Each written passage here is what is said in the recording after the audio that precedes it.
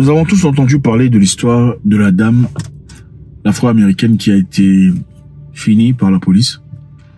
On ne mettra pas d'image d'illustration pour éviter que le AI de YouTube nous repère et bloque la vidéo parce que voilà, ils sont experts. Il y a certaines conversations malheureusement qui ne peuvent pas être exploitées parce que ça gêne certaines personnes, on ne sait pas exactement qui, mais c'est bien ça la réalité. On va aller très vite pour pas perdre le temps. Elle s'appelle, je ne dirai même pas le nom, okay? Vous avez compris de quoi il s'agit. Alors, qu'est-ce qui s'était passé?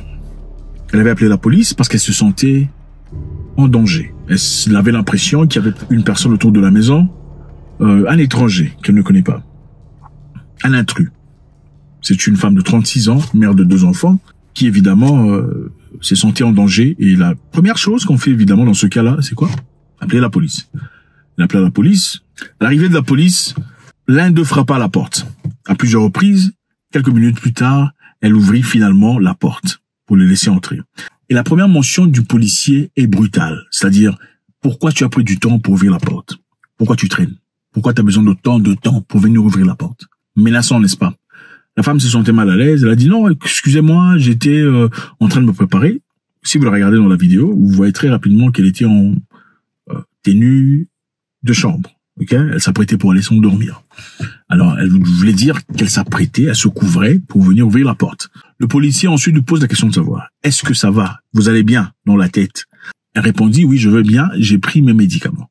Ceci, évidemment, laisse entendre que c'est une femme qui prend ses médicaments pour des raisons mentales, ou peut-être pour des raisons d'équilibre. Tout à fait normal, c'est pas extraordinaire. Alors, le policier lui demande de rentrer dans la maison. À l'entrée de la maison, vous avez tous remarqué, c'est un policier très grand de taille, fort, robuste, commence à faire des investigations initiales, en lui posant la question de savoir quel est ton nom, quel est ton nom de famille.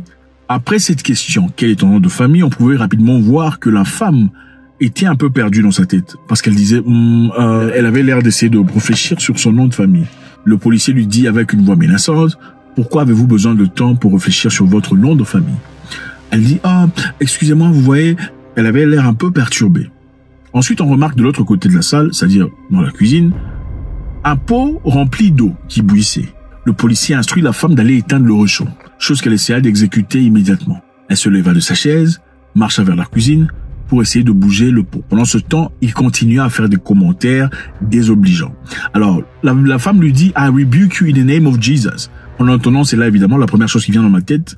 C'est une femme probablement chrétienne qui généralement utilise cette phrase quand ils sont en désaccord sur quelque chose, parfois même de léger. Alors en disant « I rebuke you in the name of Jesus », ça pourrait dire « je rejette au nom de Jésus » ou encore ce que tu viens de dire est sans effet spirituellement au nom de Jésus. Le monsieur était curieusement en flamme, il dit immédiatement « moi je pourrais te sauter ta au nom de Dieu ». Et pendant qu'il disait ça, il avait l'air très enflammé, très en colère. La femme se courba disant « excusez-moi, pardonnez-moi ». Le policier, dans une manière la plus sordide, s'exécuta et sur la femme. À terre, son ami était surpris et cria à la radio disant « on l'a tiré ». Et à l'autre bout de la radio, la voix lui demanda « qu'est-ce qui s'est passé ?» Il répliqua disant « c'est cette femme, c'est une folle. Elle a essayé de m'attaquer avec un pot d'eau bouillante ». Chose qui était absolument faux parce qu'en réalité, on pouvait voir avec la body cam que la femme n'avait pas bougé vers lui d'un seul centimètre. Manifestement, il voulait mentir. Ensuite, qu'est-ce qui s'est passé? Son partenaire était surpris de voir son exécution aussi rapide et sordide, brutale. Mais dans ce temps, il remarqua aussi que la femme n'était pas encore complètement partie. On pouvait encore entendre le son de la respiration de cette femme. Une respiration forcée. Elle essayait de tirer de l'air. Le partenaire dit, je veux partir dans la voiture chercher ma boîte médicinale. Vous savez que les policiers, généralement, portent une boîte médicinale où ils gardent certains éléments essentiels en cas de difficulté ou de moment pareil, où il faut immédiatement sauver la vie d'une personne. Pendant que le partenaire disait, je veux partir chercher ma boîte médicinale, lui répondit au partenaire disant, non, mais tu vas aller chercher pourquoi? C'était un tir pour finir. C'est-à-dire, c'était ça l'objectif. Le partenaire dit, bon, ok, je vais essayer de voir comment ça va se passer. Pendant que le partenaire est resté, lui dit, moi, je vais partir dans la voiture chercher ma boîte médicinale.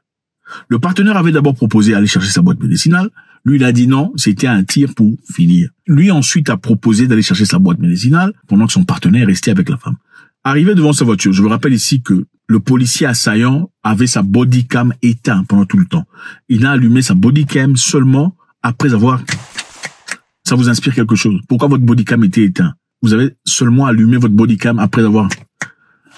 Mais en ce temps, le body cam enregistrait ses paroles parce que chaque bodycam a un microphone. Il est en train de discuter avec d'autres policiers à la radio disant Je viens par une femme, elle était bien folle. Elle s'est attaquée à moi avec une casserole pleine d'eau bouillante. Et pendant ce temps, son partenaire restait avec la femme, cherchait à stopper l'hémorragie, mais avait remarqué que l'assaillant policier prenait son temps.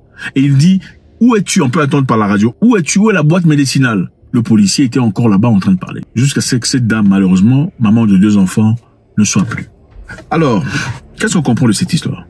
Je pense qu'il est très évident. Aujourd'hui, on en parle régulièrement à la télévision. On fait du bruit pour ça. Il y a pour plusieurs raisons. Premièrement, on s'en fout de vous. On s'en fout de vous. Ce genre d'histoire arrive très souvent. On n'en parle pas. On n'en parle pas du tout. Généralement parce que soit la caméra était off ou personne n'a porté plainte. Une raison pour laquelle on en parle farouchement aujourd'hui, c'est aussi parce qu'il y a les élections.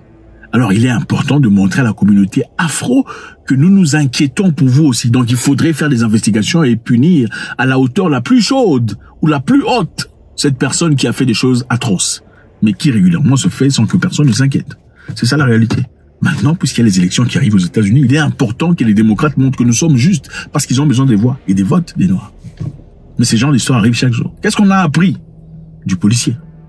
Ce policier était d'abord engagé à l'armée pendant 2 ans. Et l'armée l'a rejeté. L'armée l'a viré pour misconduct. Misconduct, c'est mauvaise conduite.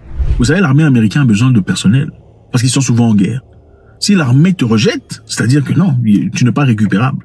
Mais curieusement, après l'armée, il a été embauché à la police. Embauché à la police, il a changé 6 bureaux de police en 2 ans. 6 bureaux de police. Donc il a été révoqué ici, il a été viré là-bas, chassé de l'autre côté. Pour misconduct, mauvais comportement, attaque sur humain, conduite pendant influence alcoolique et tout le bazar. Beaucoup d'histoires. Donc c'est un voyou, un bandit, mais qui malheureusement, curieusement, est toujours dans le système de protection civile, militaire américaine. Il est important ici que l'on tire une leçon très importante. Ce genre d'histoire, vous n'en verrez jamais en Russie. Ça n'existe pas. Il n'y a pas en Russie, vous ne verrez pas. Enfin, écoutez, je mentionne ici la Russie parce que la Russie, évidemment, c'est le méchant, non, d'après le monde. C'est le pays méchant. Vous ne verrez jamais ce genre d'histoire.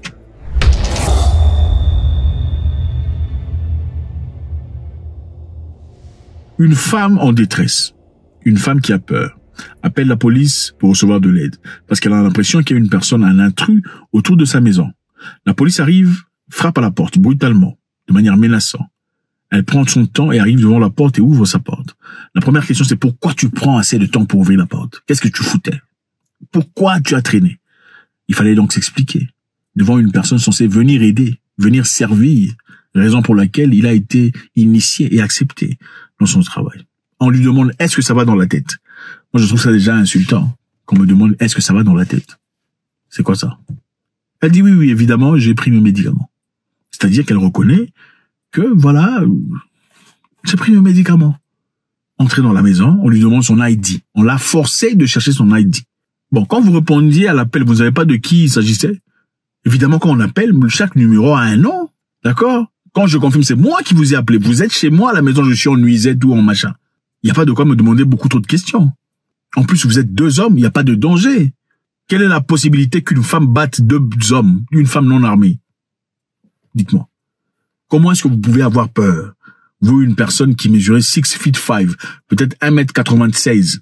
Comment pouvez-vous avoir peur d'une petite dame, maman de 2 enfants, non armée, où il faut essentiellement tirer votre machin et piao parce que vous vous sentez en danger? Mais écoutez, même si l'eau était bouillante et qu'elle était vraiment menaçante avec l'eau, il y a combien de façons de se protéger? Vous pouvez vous enfuir dehors et aller vous cacher.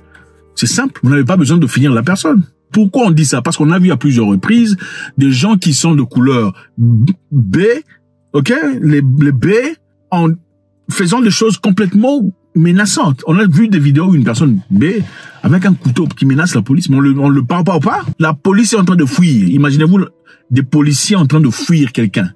Parce qu'il est B, il a un couteau, il suit la police, mais les policiers fuient. Les policiers sont en train de fuir. Mais quand c'est une personne N, même si c'est une femme, on vient la finir chez elle à la maison. Et puis on dit une femme malade, une folle. Elle voulait s'attaquer avec moi avec de l'eau. C'est donc ça. Mais je pense qu'il est important que l'on sache. Et surtout que les Américains ne tombent pas dans le piège.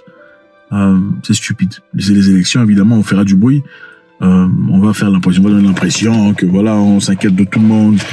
Justice, machin, histoire. Je pense qu'il est important qu'on rétablisse la peine pour ce genre de personnes. pour décourager. C'est la seule façon de décourager. Tous les membres de police sont en train d'observer. Parmi la police américaine, malheureusement, il faut avouer qu'il y a des bandits, des voyous. Quelqu'un qui n'aime pas les gens comme vous. Et si on n'établit pas cette peine de machin histoire, ça ne pourra qu'encourager les prochaines personnes. Parce que qu'est-ce qu'ils se disent? Bah écoute, il y a l'autre personne qui a fait ça, moi aussi je pourrais faire ça, pas de souci. Les États-Unis est le pays le plus effrayant du monde pour les personnes comme moi. Il faut vous dire la vérité, c'est ça. Le pays le plus effrayant, moi je ne vivrai plus jamais aux États-Unis, plus jamais. Plus jamais je n'irai vivre là-bas. Vivre, non, peut-être pour aller visiter. C'est le pays le plus effrayant pour les gens comme vous. Vous pouvez partir en voiture, on vous sort. Chaque jour, il y a des gens qui sont finis. Ça ne se passe pas ailleurs. Ça ne se passe pas en Roumanie, ça ne se passe pas en Bélarus, ça ne se passe pas à Moscou, ça ne se passe même pas en Chine. C'est en les États-Unis d'Amérique que être simplement comme ça pose un danger. On va vous choper à la route, machin, vous conduisez beaucoup trop rapidement. Pour finir. Donc c'est des choses complètement incroyables, c'est difficile de comprendre. Justice pour cette femme, c'est bien triste, maman de 2 enfants, des enfants qui seront orphelins pour le reste de leur vie, à cause d'un maniaque malade de presque 2 mètres qui a perdu une femme. God bless.